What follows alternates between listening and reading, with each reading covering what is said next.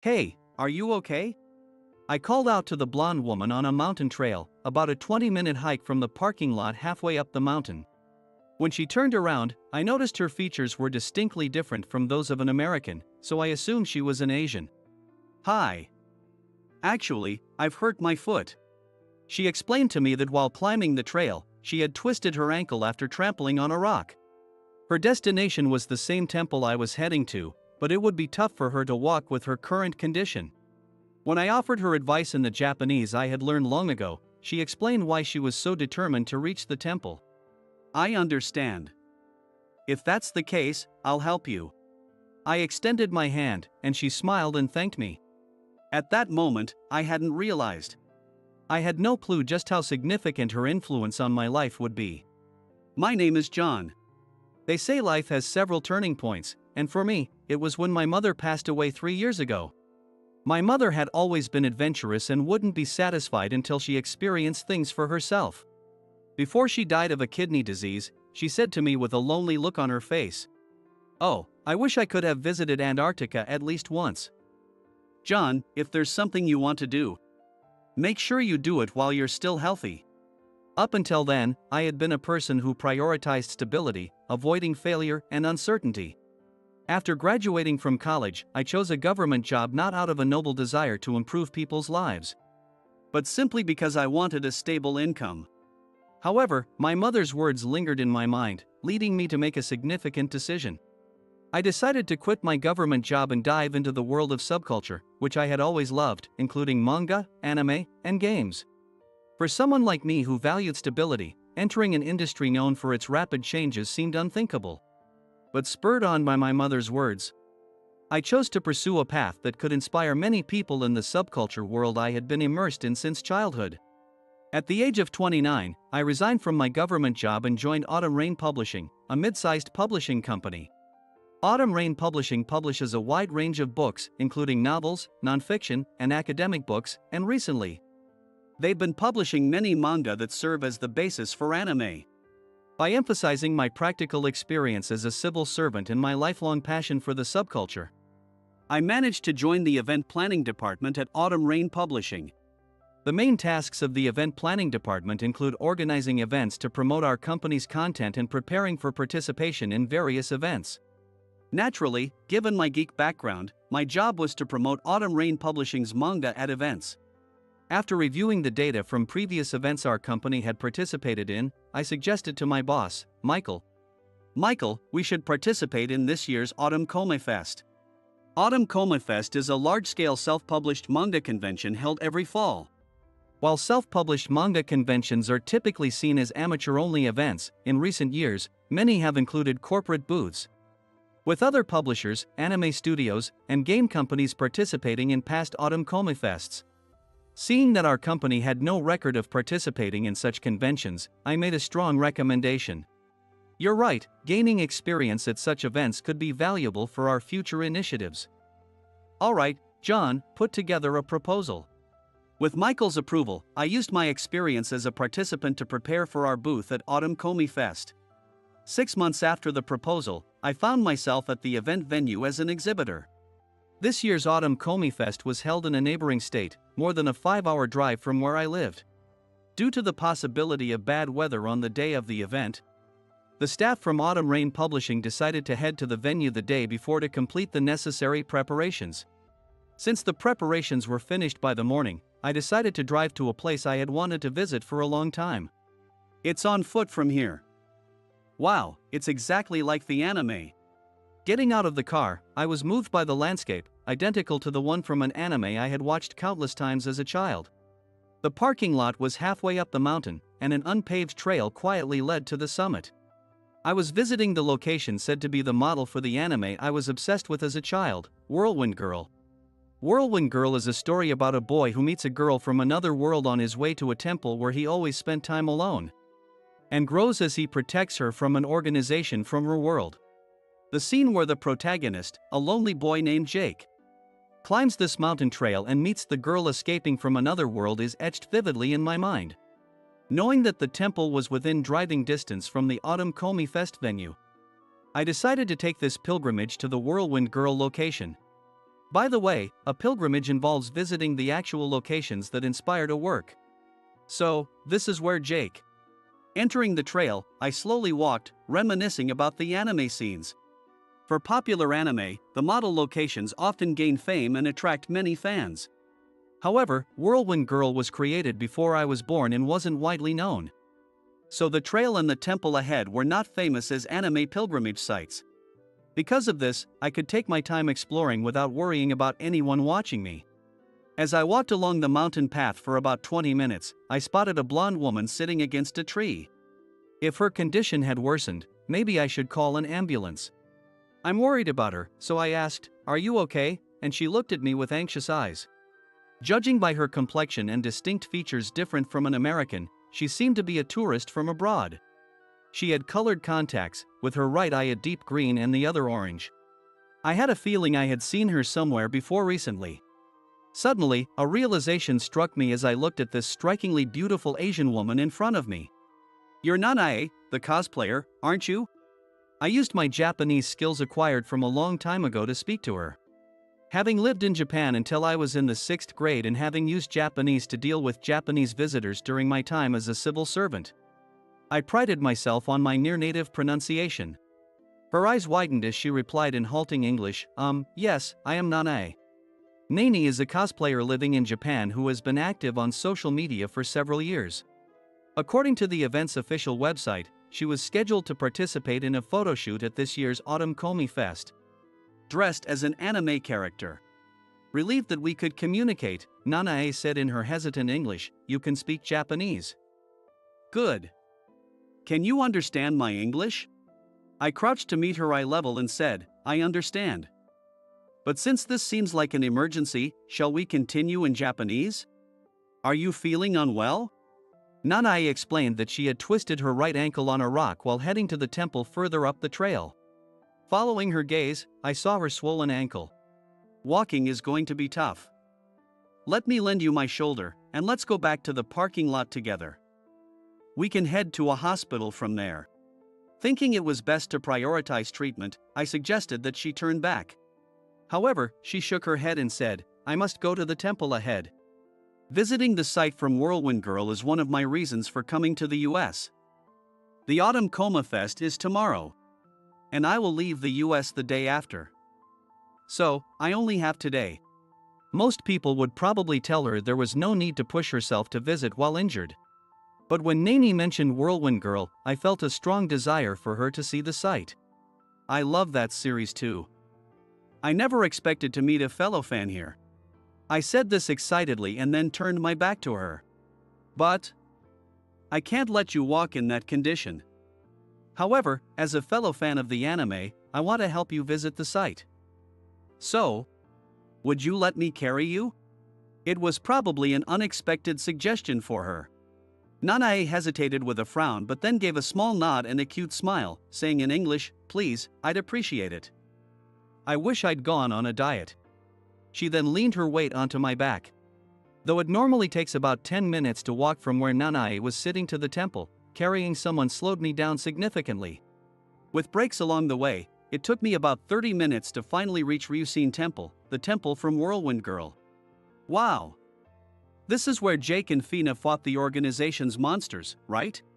Nanae exclaimed with joy from my back as we arrived at Ryusin Temple. During the walk, we had talked extensively about Whirlwind Girl, knowing we were both fans of the anime. That's right. Look over there.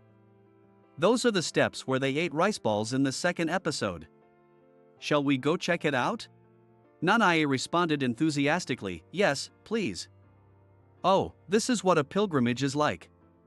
I can't wait to take pictures," looking around eagerly. In the anime, Ryusin Temple served as a secret base for Jake and the girl from another world, Fina. It was the setting for many of their daily scenes, filled with so many topics to talk about for anime fans. Though I should have been exhausted from the trail, the joy of visiting a favorite anime's pilgrimage site with Nanae on my back made me forget my fatigue. Before I knew it, we had been exploring the temple grounds for over an hour. "I'm so sorry. You've been carrying me for so long. Am I not heavy?" After finishing our exploration, we decided to take a break on a bench near the temple office. Nanae, who had settled down, expressed her concern for me, making me feel a bit embarrassed. You were not heavy at all. Compared to carrying heavy equipment for Autumn Komi Fest, it was nothing.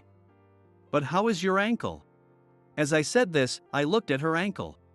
While touring the temple, we asked the temple office for something to cool her sprained ankle, and they kindly provided an ice pack.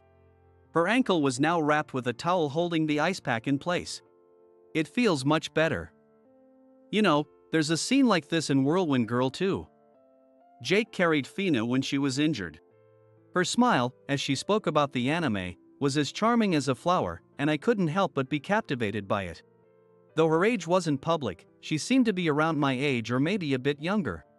As I was about to be entranced by the charm of such a famous cosplayer, who was invited to events all over Japan, a cold drop hit my cheek. The forecast said the weather would worsen tomorrow morning, but it looks like the rain is coming now. As I muttered this, raindrops started to fall from the cloudy sky. Since we would get drenched sitting on the bench, I carried her again and headed towards the eaves of the main hall for shelter. I thought the rain would stop soon if it was just a passing shower, but I was completely wrong. Within less than 20 minutes, the wind picked up, and the heavy raindrops pounded the ground with a deafening noise. As Nanae and I exchanged worried glances, one of the monks from the temple office approached us with an umbrella. When we thanked him again for lending us the ice pack, he shook his head, saying it was nothing, and told us something shocking. That strong wind earlier caused a tree to fall on the path leading up to the parking lot. I checked with a friend who's a contractor. And they said it's too dangerous to work in this weather, so the road won't be cleared until at least tomorrow morning. When I translated the monk's explanation for Nanae, she covered her mouth and widened her eyes in surprise. The monk, seeing her distressed look, kindly suggested, "We have a guest house here. You can stay overnight free of charge since it's an emergency. And as there are no other guests, we can offer you a private room." Considering the weather and the steepness of the path we had climbed, staying at the temple seemed like the best option. Nanae and I thanked the monk gratefully and followed him to the guest house. The first thing we did upon arriving at the guest house was to inform the necessary parties. We notified the hotel we were supposed to stay at and Michael, who was participating in the Autumn Komi Fest as a staff member. According to the weather forecast, the storm was expected to subside by midnight. The monk's friend, a contractor, promised to remove the fallen tree first thing in the morning. So we should be able to reach the Autumn Komi Fest venue by noon at the latest. When I explained this over the phone, Michael said calmly, "I understand. Let me know your exact arrival time once you have it. You've prepared well today, so don't worry if you're a bit late tomorrow. Everything will be fine." Nanae also struggled to inform her contacts about the possibility of being late for the Autumn Komi Fest tomorrow. For those she absolutely had to call, I helped by translating, and we managed to relay the necessary information. "You've been a great help. I thought I had studied enough English, but it's still tough to communicate about complex issues," she said. Bowing apologetically, I shook my head and replied, "It's no problem. We help each other in times of need. Besides, think of this as a rare experience. It's not every day you get to stay at a temple guest house." When I explained what a guest house was, she seemed intrigued and said, "So monks train here, we are lucky that we get to stay at such a place." Smiling cheerfully. However, the guest house only had minimal lighting, and being in the mountains during a stormy night felt quite unsettling. After finishing our meal of temple cuisine, Nanae and I volunteered to help with the dishes and then took a break in the guest house's entrance hall. "By the way, John, why is your Japanese so good?" As a Japanese, I was surprised at how easy it is to understand you, she asked. Realizing that we had only talked about Whirlwind Girl since meeting, I noticed we hadn't shared much about ourselves. I told her about spending my childhood in Japan until I moved back to America at age 12. When I was little, I only spoke English at home and lessons in school, so Japanese used to be my stronger language. My interest in America actually started with Whirlwind Girl, I explained. Nanae blinked her different colored eyes a few times and whispered, "No way." When I asked what was wrong, she shook her head and said, "It's nothing." Her face turned as red as an apple. I asked as I was getting worried, "Are you feeling unwell?" The monk mentioned they have some over-the-counter medicine. "Should I get some for you?" But she shook her head repeatedly and said, "I'm fine." I just have some things to think about. I'll go rest now. She then went to her room. Feeling a bit puzzled by her behavior but having nothing else to do, I returned to my room and fell asleep to the sound of the storm pounding the guest house. The next day, the storm stopped by midnight as predicted, and the contractor began clearing the fallen tree early in the morning. Fortunately, Nanai and I should be able to reach the Autumn Komi Fest venue, albeit a bit later than planned. Her ankle was almost completely healed, and she could walk on her own.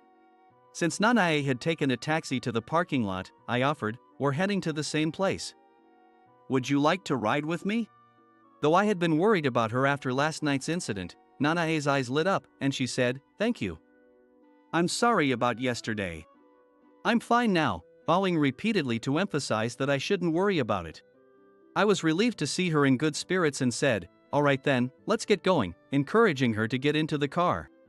Participating in the Autumn Komi Fest as an exhibitor for the first time felt like a department store closing sale with the crowd.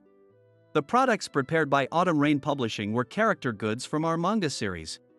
Since these were newly created specifically for Autumn Komi Fest, even our backup stock was selling out rapidly. Seeing the unexpected sales, Michael patted my shoulder and said, "We'll need to stock more next year," clearly delighted. During breaks, I visited the photo shoot area where Nanae was participating. Under the gaze of many photographers, she struck poses perfectly embodying an anime character. Responding to pose requests in English, she truly exemplified a professional cosplayer, and I felt a deep sense of respect for her. During a break from the photo shoot, she waved at me from afar. I wanted to talk to her, but knowing she was working, I decided not to interrupt and returned to the booth to continue the hectic sales. To my surprise, Nanae, still in her anime character cosplay, visited our booth. I have a lot of Autumn Rain Publishing's manga. It's great that they're also available in Japanese, so I can recommend them to my friends in Japan. My colleagues were wide-eyed at the sudden appearance of the beautiful Asian woman. Nanae bought a few items from our booth, and as she prepared to leave for her next venue, she expressed her regret at parting. As she was leaving, she gently squeezed my hand and said, "Thank you so much for yesterday. I'll see you later," before departing from the Autumn Rain Publishing booth. Wondering what she meant by "see you later," I noticed a small note she had slipped into my hand. Discreetly checking its contents, I read, "Could you meet me at the station square at 7 p.m? There is something I want to talk to you about." Feeling that it would be a shame to part ways with her like this, I spent the remaining time at Autumn Komi Fest in a state of restless anticipation. After successfully wrapping up the cleanup, I arrived at the designated station square precisely at the appointed time. "She's not here yet." Looking around, I couldn't spot Nanae's trademark blonde hair. Just as I felt relieved and took a deep breath, someone tapped me on the shoulder from behind. I turned around to see an Asian woman with short black hair and hazel eyes standing there. Startled by the unexpected person, I gaped as she said, "Sorry I'm late." "It's me, Nanae. You didn't recognize me in this look, did you?" She stuck her tongue out playfully. "Nanae?" "But," I stammered. She explained that when she was cosplaying as Nanae, she always wore a blonde wig and colored contacts to make her appearance more distinctive. She had even kept the wig and contacts on until just before bed at the guest house. But more importantly, a face from deep in my memory resurfaced and dominated my thoughts. Could it be Irina? When I mentioned the name of the friend I remembered most from my childhood in Japan, Nanae, no, Irina, gave me the biggest smile yet. "You remembered. It's been 18 years. Let's go somewhere we can talk," she said. My loud exclamation had drawn the attention of those around us. "Yeah. How about that bar over there?" Still shocked by the unexpected reunion, I walked with Irina to a nearby bar. After we each finished our first beer, we started talking non-stop. Her real name was Irina. The name Nanae was a stage name she adopted from her beloved grandmother. She had started cosplaying because of something her grandmother said just before she passed away 2 years ago. "Listen, Irina. You only live once, and there are limited things you can do while you're young, so give challenges while you can." After graduating from college and working for a trading company, Irina had felt that her life was somewhat dull. So, I ventured into the world of cosplay and subculture. You know how much I loved cosplay. As a child, she would modify her clothes to mimic anime characters and often got scolded by her parents. I see. Actually, Hearing about her past, I shared my story about how my late mother had also taught me the importance of giving challenges. After expressing her condolences for my mother, Irina said with teary eyes, "I feel like it's fate. After all, it was Whirlwind Girl that brought us together as friends and allowed us to meet again yesterday. We had become friends as children because I got hooked on Whirlwind Girl, a series Irina had recommended. I'm really grateful to you, Irina. Before that, I never really felt like I belonged in America. But when you said you were envious of me being born in the country that made such cool anime and recommended Whirlwind Girl, I started to see America as my roots. From what I learned yesterday, Irina was leaving for Japan tomorrow. Not wanting our fateful reunion to end here, I decided to share a long-held feeling with her. When we were kids, talking about anime with you made me happier than anything. Whirlwind Girl is undoubtedly a great series. But I kept rewatching it because I wanted a reason to be closer to you." Holding her hand, I looked at her earnestly and confessed my feelings. "I want to be close to you again, like we used to be. Even after you return to Japan, I want to stay friends, or ideally, something more." Hearing my confession, Irina swallowed hard and tears welled up in her eyes. "I've always liked you since we were kids." I was too embarrassed to say it back then. Shortly after I returned to America, Irina's family moved to another prefecture. Amidst the chaos, she lost my contact information, and that's how we ended up losing touch with each other. I always hoped to see you again, so I kept studying English. I want to be more than friends, like Jake and Fina. The last scene in Whirlwind Girl shows the grown-up protagonist and heroine surrounded by their family, seemingly their children, leading a happy life. Knowing her true feelings made my eyes well up with tears, and I said, "Thank you. I'm looking forward to the future with you, Irina." Afterward, I became much more dedicated to my work than I had ever been as a civil servant. Having Irina as my girlfriend supporting me from afar was the biggest reason. Irina also continued to grow, gaining attention as a cosplayer both domestically and internationally. A year after we started dating, Irina appeared as a guest at an event I hosted for Autumn Rain Publishing. I truly love America. I owe who I am today to American anime. Seeing Irina greet the fans at the event in fluent English, thanks to our many conversations, made my heart swell with pride. However, a year after that event, Irina suddenly announced her retirement from cosplay. The reason was that she had accepted my marriage proposal. Fina from Whirlwind Girl also devoted herself to her family after getting married, right? So I want to dedicate myself entirely to you after our marriage. One day during a holiday, Irina explained the reason for her retirement from cosplay while snuggling up to me in the living room. I embraced my beloved wife and said, "I will work hard for our family, just like Jake." We pledged to build a happy home, just like the anime that brought us together.